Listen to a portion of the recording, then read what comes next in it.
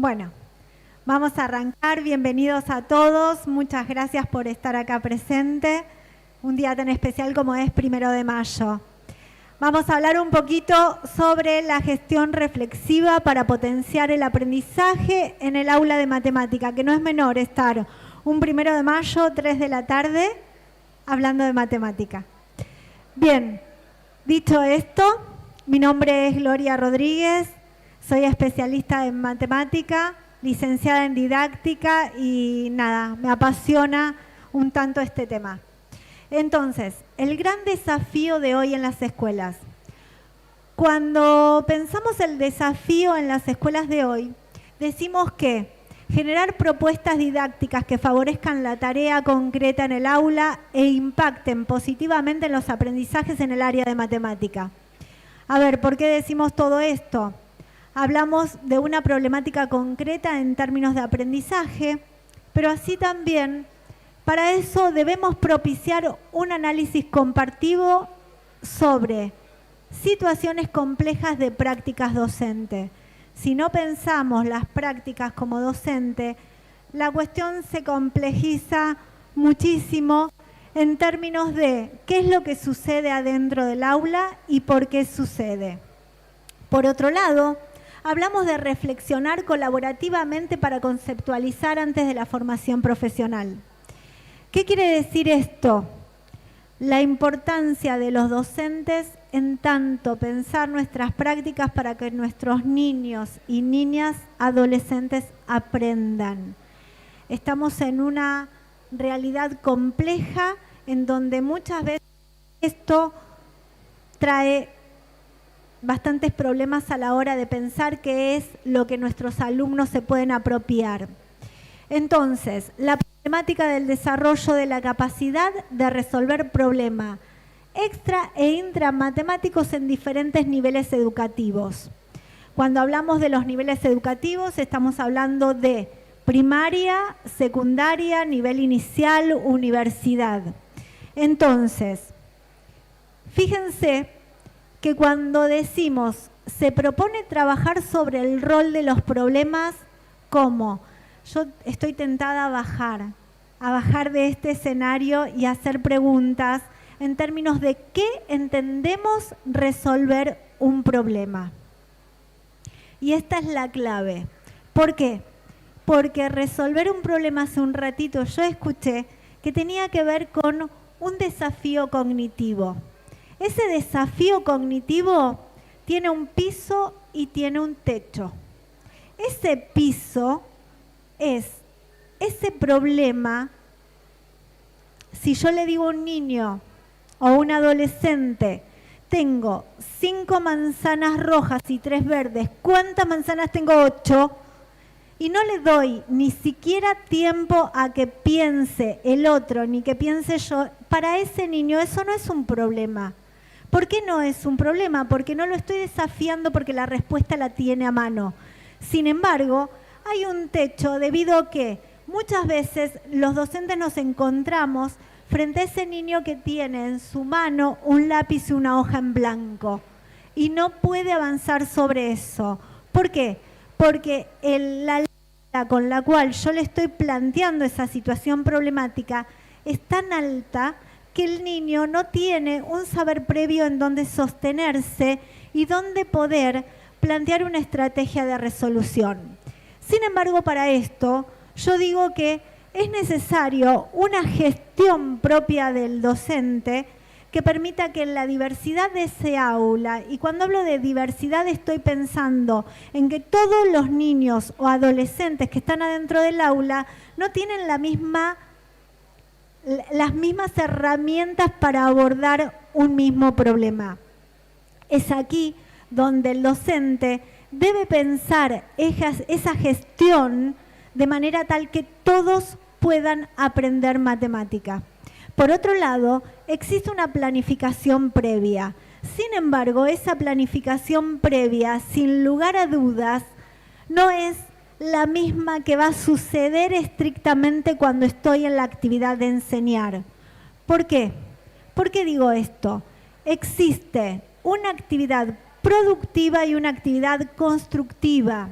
La actividad productiva del docente es cuando se planta ante esa tarea planificada que luego ante los chicos lo que va a suceder, sin lugar a dudas, va a aparecer un montón de cuestiones que estaban por fuera de esa planificación y se produce una interacción en donde el docente debe intervenir esa clase y aparecen producciones de construcción matemática por parte de los estudiantes, pero también existe una producción pedagógica, didáctica por parte del docente.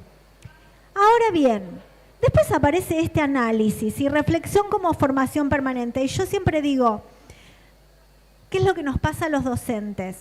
Cuando estamos en el aula, o en este momento estoy yo acá y si les podría dar el micrófono sería toda una interacción entre nosotros, aparecerían cosas que yo no planifiqué, se produce en el momento.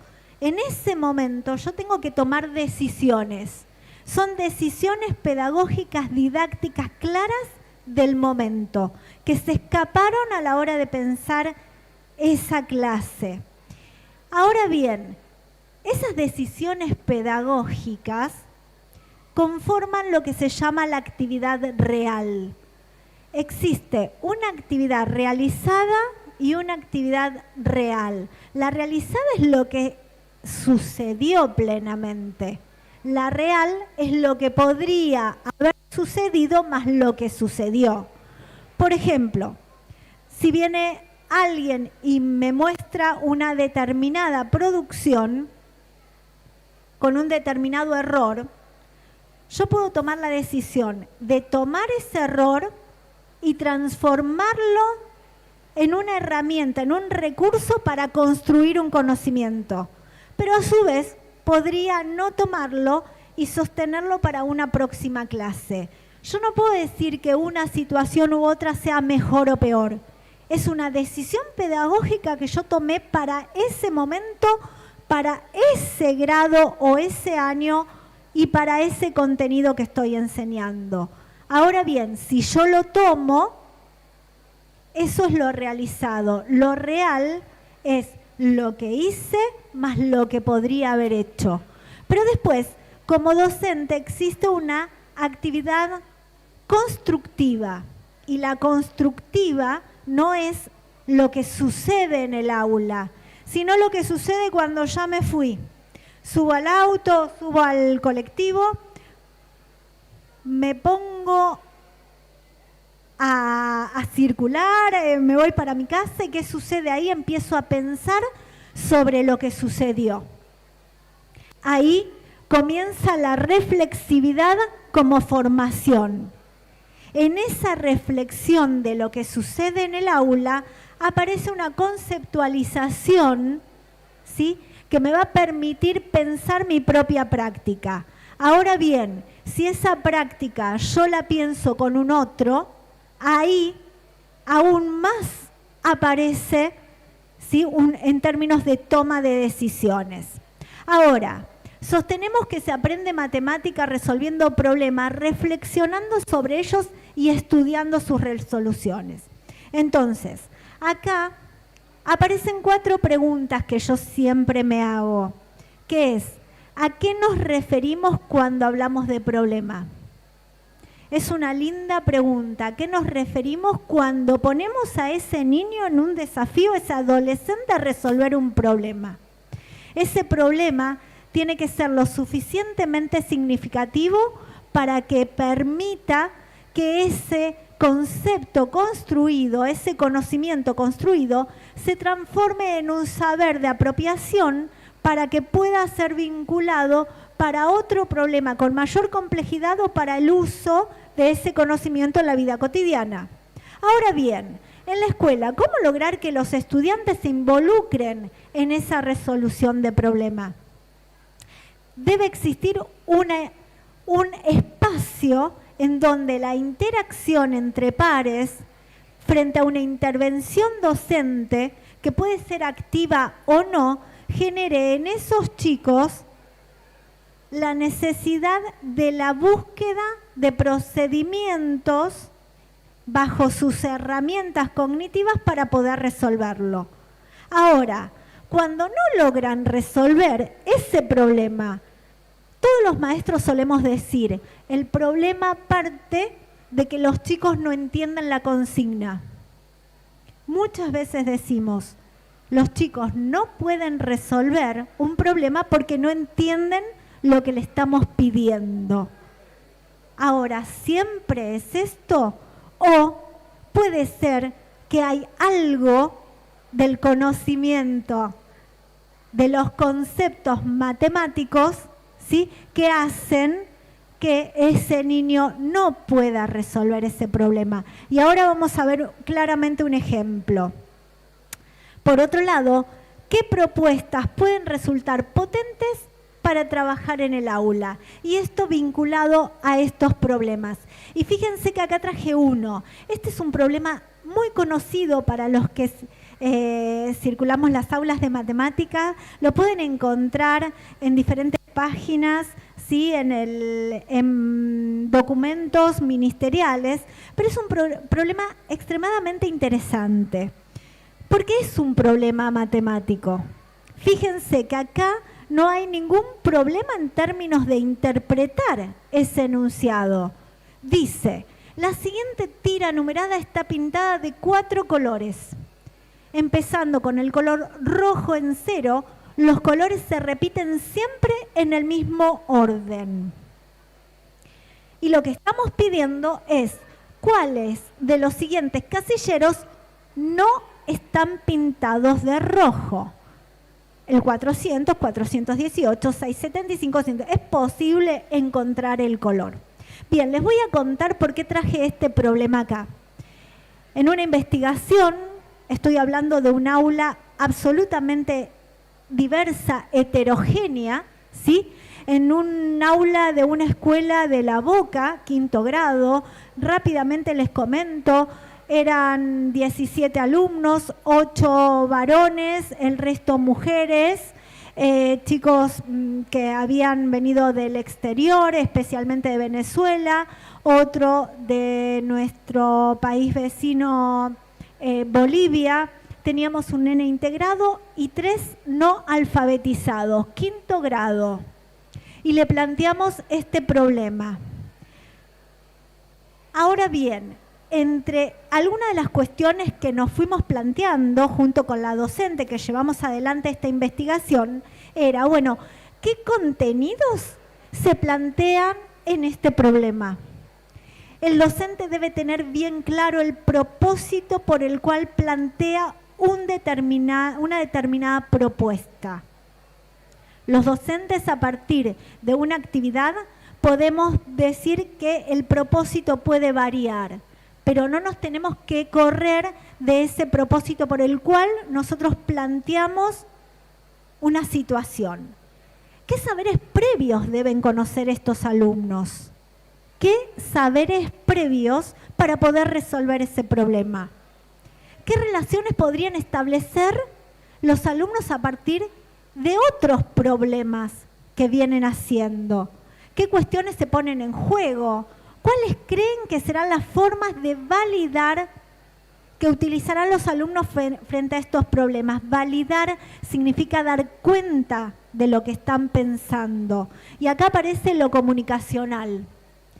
Cómo los niños, adolescentes, argumentan lo que hacen. No es nada menor y mucho aún peor si lo pedimos por escrito. Digo, ¿qué intervenciones podríamos realizar los docentes para que ese problema se transforme en un problema que es aritmético, lo transformemos en un problema algebraico? Y allá ya me estoy yendo a secundaria. Este problema que fue hecho en un 5º grado del nivel primario, claramente yo lo puedo proponer en el nivel secundario. ¿Qué otros tipos de actividades se podrían trabajar con estos contenidos? Ahora bien, estoy tratando de ir lo más rápido posible, pero quiero contarles que en esa investigación 3 grupos llegaron a producir la resolución de ese problema por 3 caminos diferentes. Uno de ellos se llevó, digamos, el espacio más importante, Santiago, que era uno de los niños no alfabetizados. Santiago repetía todo el tiempo que eran 4 colores. Son 4 colores. Entonces, una de sus compañeras que durante 20 minutos estuvo en silencio, lo miró de golpe y le dijo, son 4 colores porque para que sea rojo tenía que ser múltiplo de 4. Fue increíble, porque sin la intervención de Santi, seguramente al interior de ese grupo, esa compañera que hablaba en el silencio, que estaba tomando esa intervención, pudo conceptualizar por lo menos parte de la resolución del problema. Acá traje un recorte de un episodio de diálogo entre uno de los grupos que no era el de Santi, era el de Brenda y María y Tatiana, y la maestra se acerca al grupo y pregunta, ¿terminaron? Sí. ¿Me cuentan cómo lo pensaron? Nosotras miramos los 2 últimos números y ahí vemos el color el 675 es amarillo y el 128 va a ser rojo. La docente, ¿cómo sería? ¿Separaron los cienes? Como acá, y señala el 418. El 18 y el 418 son naranjas. Entonces pensamos hacer lo mismo con los demás, con los otros. Ah, ¿y ustedes ya sabían que el 400 era rojo? Sí, dice Tatiana. Y ahora dicen que pueden separar el 128 en 100 y 28 y que mirando solo el 28 saben el color, y las alumnas repiten que sí. Y yo pregunto, ¿qué le sucederá con el 100? ¿Saben de qué color es? ¿Pasará como el 400? Tatiana toma la calculadora y comienza a ensayar números que multiplicados por 4 les dé 100. Con 20 no da, hay que buscar un número que multiplicado por 4 dé 100. María intenta con el 22 y Tatiana dice, no, falta 26, se pasa por 4. María, 25, sí, 4 por 25 es 100 y es rojo. Esta es una parte del episodio y este es el registro. Ahora bien, ¿quién era María? Y acá está la gran respuesta. María era una de las niñas que había llegado a la escuela hacía 2 meses de su país natal, que era Venezuela. María venía con una lógica diferente con la que nosotros enseñamos. Y María iba de manera muy lenta. Y María lo que había hecho era una especie de gusano, que después termina haciendo una tabla. Y miren hasta dónde llegaba.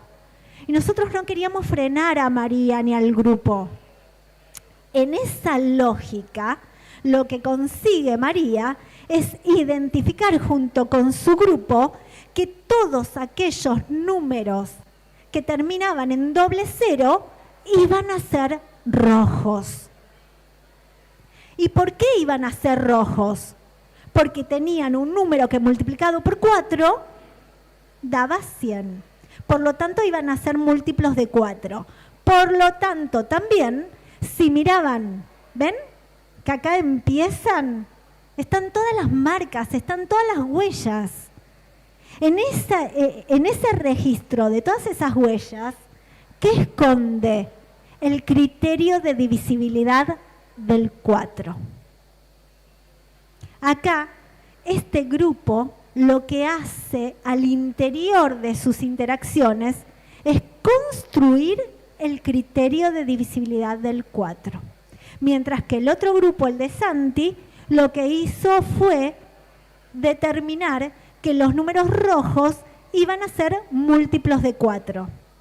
Y el último, hay otro grupo, voy más rápido porque el tiempo nos apremia, pero hubo otro grupo que lo que utiliza es la división y lo que mira es el resto. Entonces, en una puesta en común con la producción de estos 3 grupos, logran generar una construcción colectiva a partir de las interacciones, construyendo conceptos matemáticos vinculados entre sí, en donde cada uno de ellos fueron aportando la conceptualización de esos contenidos cuyo propósito había sido planificada por el docente. Ahora bien, en esta perspectiva inclusiva y tratamiento de la enseñanza, habla que en ese espacio, en ese lugar, frente a ese problema que era un problema realmente matemático, existió una construcción del conocimiento por parte de todos los niños. De hecho, Santi, que se llevó parte de ese libro, ¿sí?, y de esta investigación, Santiago era un niño no alfabetizado sin voz. No tenía voz, no se lo escuchaba. Santi adquirió una voz a tal punto que Santiago lo ayudó a Esteban a construir la tabla pitagórica de la tabla del 4, y Esteban era el niño integrado que por primera vez construye, ¿sí?, en términos del campo multiplicativo. Entonces, esta perspectiva inclusiva habla de poder pensar esas intervenciones por parte del docente a partir de esa propuesta matemática, en donde no solo aparece ese contenido posible de ese nivel, sino que también aparece un contenido de articulación con un otro nivel, que ese nivel es el secundario. Fíjense que la entrada al álgebra desde la aritmética, a partir de esta situación, se hizo presente. Por otro lado, se usaron nociones vinculadas a la divisibilidad, múltiplos y divisores, criterios, y se produjeron argumentos generales para formular relaciones y argumentar la validez de esas producciones. Por último, la gestión de la clase tuvo que ver con la importancia de desarrollar el análisis de distintas estrategias de resolución. El rol de los problemas en la clase matemática, en este caso un problema realmente matemático, fue clave para que esto pase, en donde los criterios de análisis didácticos estuvieron presentes. Voy a redondear, tendría muchísimas otras cosas para contarle. La importancia de la reflexión de qué sucedió después de esta clase, en donde había una secuencia de actividades. Nosotros pensamos que el grupo que nosotros estoy incorporando, bueno, en mi caso era en ese momento la investigadora, había una maestra MACTE y había una docente de grado. Pensamos darle la palabra a uno de los grupos para la puesta en común. Sin embargo, en el recreo, cuando nos pudimos hacer un análisis de lo que estaba sucediendo, no era tan rápida la decisión como muchas veces creemos que es cuando estamos en el aula. Eso, a ver, es importante porque creemos que muchas veces sabemos lo que el otro está produciendo y hay que ir al interior de la producción. Pero bueno, nada, con esto les quiero decir que quienes conformamos diferentes equipos de matemática solemos decir que creer que a partir de la producción de esos niños, pensando una buena planificación e intervenciones y dar lugar a que todos puedan aprender matemática es sumamente importante. Matemática implica mucho más que conocer definiciones, propiedades o teoremas y saber en qué momentos aplicarlos. Claramente, la clase de matemática debe darle el sentido, ¿sí?, a ese niño para que pueda aprender. Yo siempre digo, me pone muy, pero extremadamente muy triste cuando un adolescente en 5º año le preguntamos, ¿qué querés estudiar? Y nos dicen cualquier cosa menos que tenga matemática. Nos tenemos que hacer responsables de eso.